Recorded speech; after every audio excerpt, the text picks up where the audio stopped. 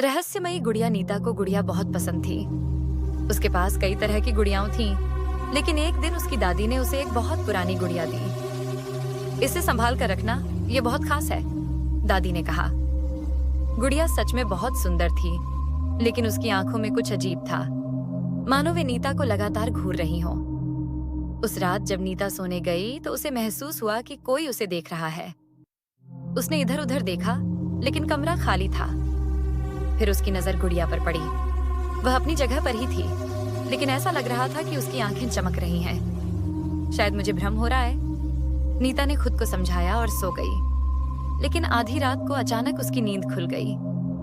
कमरे में किसी के धीरे धीरे हंसने की आवाज आ रही थी। उसने ध्यान से सुना।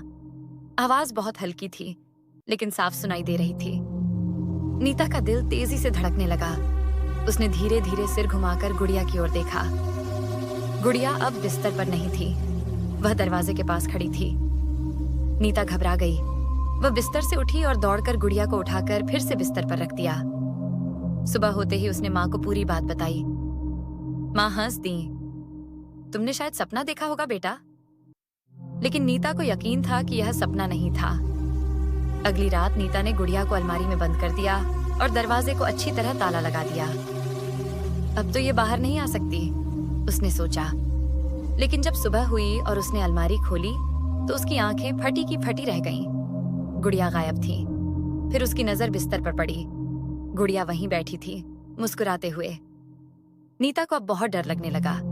उसने गुड़िया को उठाया और दौड़कर घर के बाहर फेंक दिया। अब यह कभी वापस नहीं आएगी, उसने खुद से कहा और चैन की सांस ली। लेकिन जब दोपहर में वह अपने कमरे में गई तो उसकी पूरी देह ठंडी पड़ गई।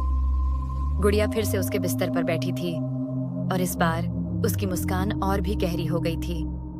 नीता की आंखों के सामने अंधेरा छाने लगा। वह घबराकर भागने ही वाली थी कि तभी कमरे का दरवाजा अपने आप बंद हो गया।